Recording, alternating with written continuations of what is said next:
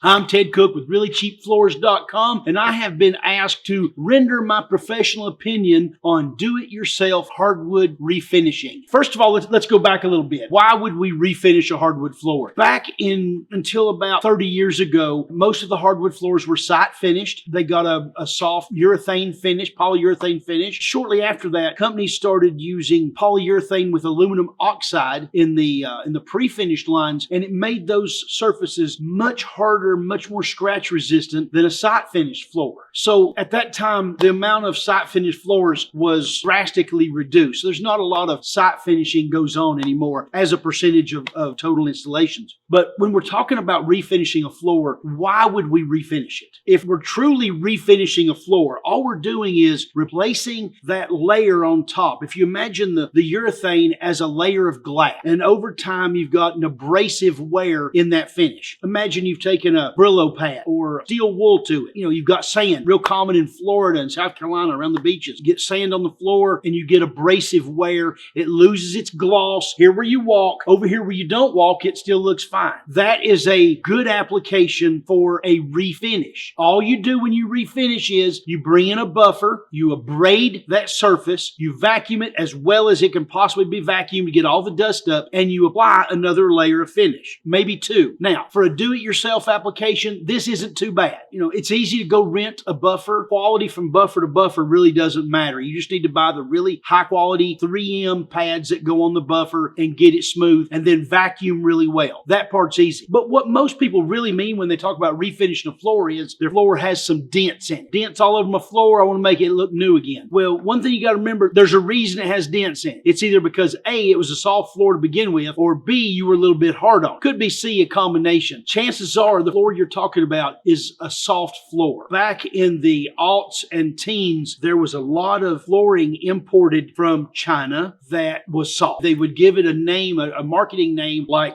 white oak, and in reality, it wasn't a white oak. It was a completely different species that had some resemblance to a white oak. Or they would call it maple or birch, and it wasn't. It was a larch, a Siberian larch. It was very soft. So if you've got a floor that's denting up a lot, especially where you move chairs or where you walk, if you were to sand that floor and refinish it today, tomorrow it's going to start denting back. It's going to do the exact same thing again. So you can't repair this floor. You can prolong its lifetime maybe a little bit. So that's what we're going to talk about today. We're going to talk about sanding and refinishing, rather as opposed to just refinishing. We talked about that, replacing the finish on the top, the glass on the top. But we're going to talk about sanding and refinishing. Now, how deep do you need to sand? Well, it depends on how deep your dents are. If you've got dents that are 1/8 of an inch thick, then you have to sand it more than 1/8 of an inch. That's a lot. That's a whole lot. That's not practical. In reality, maybe we're going to sand it 30,000ths of an inch, and there's going to be some dents left when we get done. Now, one of the problems you're going to face here is finding a decent sander. A new sander is probably $20,000. Rental places don't have new sanders. They have old sanders, okay? And they've got beat up bearings in them. They are not going to give you a perfect smooth sand like you would get a professional crew. Am I advocating for a professional crew? No. I want you to understand what this is going to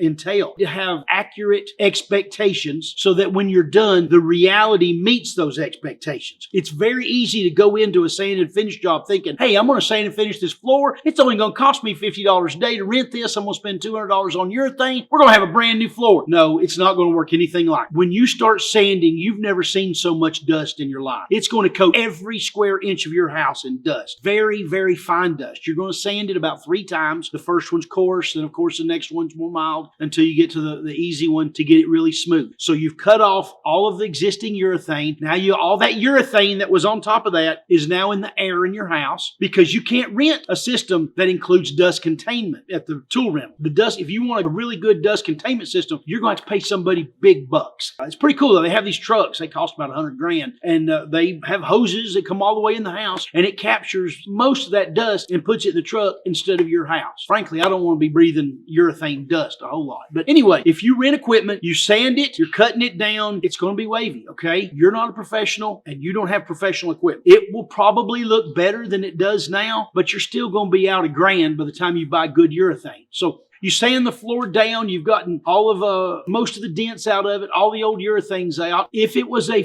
stained floor, if it had a color in it, you're not going to be able to get all of the color out because that stain, especially if it's a darker floor, the stain will have permeated the grain down in there. So there'll be places where it's kind of hard to sand all of it out. But you do the best you can, you get it sanded, and then you start applying finish. Now, we do recommend water-based finishes. You can use oil-based, but if you use water-based, they're going to dry quicker, less time between coats. Another thing about water-based is you can go out and buy aluminum oxide fortified products. Last and Last makes a really good one. It's a little expensive, but it will give you an aluminum oxide finish that will virtually eliminate abrasive wear in the future of your house. Now, if you've got a soft floor that's denting, there's nothing going to stop it from denting in the future except putting in a better quality floor, frankly. So I don't know what your reasoning is for doing this. If it's just abrasive wear and you want to fix it, fine, but do go back with aluminum oxide. It'll cost you probably another, $100 per 100 square foot. No, $100 per 500 square feet. That's fair. That's reasonable. Now, if you're sanding it because you have water damage or damage to your floor, something that was one time, then things are a little bit different. Most of the time with water damage, you're going to have some puckering or some cupping of your floor. Sometimes you just have raised grain. Maybe the floor didn't cup. Maybe it's an engineered floor, but you just have raised grain. So that's something you might be able to take that out with a heavy buffer. You won't be able to buff the cupping,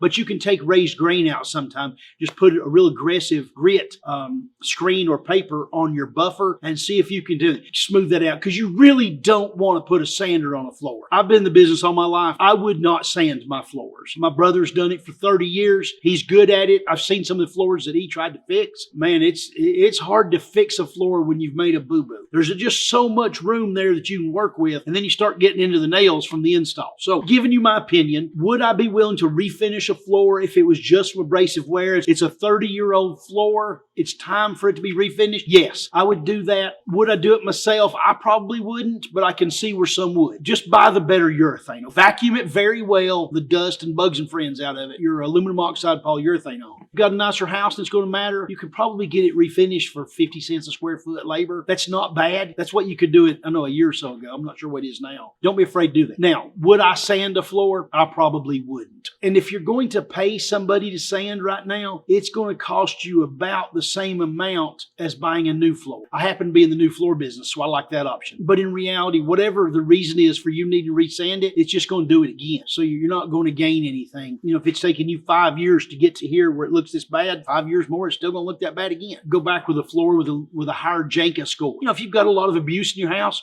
maybe you want to go with a hickory floor, a hard maple floor, or a rustic floor that when it dents, you can't tell. You will see that dents show more in light colored, straight grain floors. So a maple shows dents much more than a red oak does. Even a select, what they call white oak, will show more than the other species because it doesn't have a lot of grain in it. Listen, we at Really Cheap Floors, we do a lot of retail.